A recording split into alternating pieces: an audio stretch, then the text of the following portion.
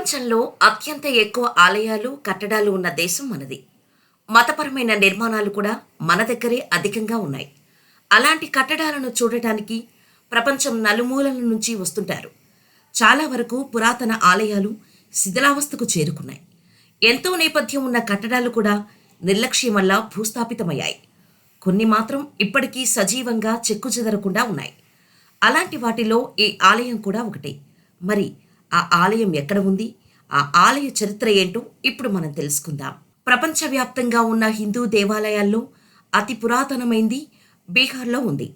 కైమూర్ జిల్లాలోని కౌరా ప్రాంతంలోని ముండేశ్వరి ఆలయం ప్రపంచంలోనే అతి పురాతనమైనదని చరిత్రకారుల అంచనా. 3-4 శతాబ్దాల కాలంలో దీన్ని నిర్మించారని చెబుతుంటారు. విష్ణు భగవానుడు ఇక్కడ కొలువై ఉన్నాడు. 7వ శతాబ్దంలో శివుని విగ్రహాన్ని కూడా పెట్టారు. ఈ ఆలయం సముద్ర మట్టానికి 608 అడుగుల ఎత్తులో ఉంది. ఈ ఆలయం చుట్టుపక్కల ప్రాంతాల్లో 625 సంవత్సరాల నాటి శాసనాలు బయటపడ్డాయి.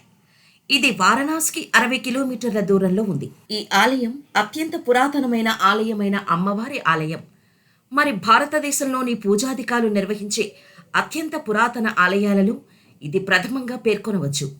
క్రీస్తు శక 105లో నిర్మించిన భారతదేశంలోని మొట్టమొదటి దుర్గామాత శక్తి ఆలయం. ఇది కైమూర్ జిల్లాలోని బీహార్ రాష్ట్రంలో ఉంది. ఈ ఆలయం ముండేశ్వరి అనే పర్వతం మీద ఉంటుంది. ఇక్కడ అమ్మవారిని శక్తి రూపంలో పరమశివుడిని కూడా పూజిస్తారు. దీనిని భారతదేశంలోని పూజాధికాలు జరపబడుతున్న అత్యంత పురాతన ఆలయంగా పేర్కొనవచ్చు. దుర్గాదేవి వైష్ణవి రూపంలో ఇక్కడ ముండేశ్వరి మాతగా దర్శనమిస్తోంది. ముండేశ్వరి మాత చూడటానికి కొంతవరకు వరాహీమాతగా కనిపిస్తుంది. ఇక్కడ అమ్మవారి వాహనం మహిషి, అమ్మవారి దేవాలయం అష్టభుజి దేవాలయం, దక్షిణ దిశలో అమ్మవారి ప్రధాన ఆలయ ద్వారం ఉండటం గమనార్హం.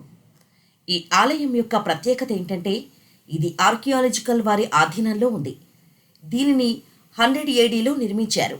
అంతకంటే ముందు దీనిని 105 ఏడీలో నిర్మించి ఉంటారని, దీనికి సంబంధించినవి ఆర్కియాలజికల్ వారి ఆధీనంలో ఉంది. ఈ ఆలయం నగర శైలిలో నిర్మించబడి ఉంది. ఈ ఆలయంలో అమ్మవారు 10 చేతులతో ఎద్దుపైన స్వారీ చేస్తూ మహిషాసురి మర్దిని రూపంలో ఉంటుంది. ఇక్కడ శివుడు కూడా 4 ముఖాలతో ఉంటాడు. 2 రాతితో చేసిన పాత్రలు ఎంతో విభిన్నమైన ప్రత్యేక శైలిని కలిగి ఉంటాయి. ఈ ఆలయంలో సూర్యుడు, వినాయకుడు, విష్ణుమూర్తి ప్రతిమలు కూడా ఉన్నాయి. ఆ కాలం నుండి ఇక్కడ పూజాధికాలనేవి కొనసాగుతూ రావటం అనేది ఎంతో ఆశ్చర్యాన్ని కలిగిస్తుంది. శతాబ్దాలు మారిన పూజా కార్యక్రమాలు మాత్రం కొనసాగుతూనే ఉన్నాయి. ఈ ఆలయాన్ని సందర్శించడానికి అధిక సంఖ్యలో పర్యాటకులు వస్తూ ఉంటారు. చైత్రమాసంలో ఈ దేవాలయానికి భక్తులు ఎక్కువ సంఖ్యలో వస్తుంటారు. పురావస్తు శాఖ అధికారులు భద్రతా కారణాల వల్ల 9 విగ్రహాలను కోల్కతా సంగ్రహాలయానికి తరలించారు. వాటిని ఇప్పటికీ మనం అక్కడ చూడవచ్చు. ఇక్కడ అమ్మవారిని శక్తి రూపంలో, అంతేకాకుండా ఈ ఆలయాన్ని తాంత్రిక పూజలకు ప్రతీకగా భావిస్తారు. ఈ ఆలయంలో ప్రధాన విశేషం సాత్విక బలి. అంటే ఇక్కడ మొదట బలి ఇవ్వాల్సిన మేకను అమ్మవారి విగ్రహం ముందుకు తీసుకువస్తారు. అటుపై పూజారి మంత్రించిన అక్షింతలను మేకపై వేస్తారు. దీంతో మేక కొన్ని క్షణాల పాటు స్పృహ తప్పి పడిపోతుంది. అటుపై మరోసారి పూజారి అక్షింతలను మేకపై వేస్తాడు.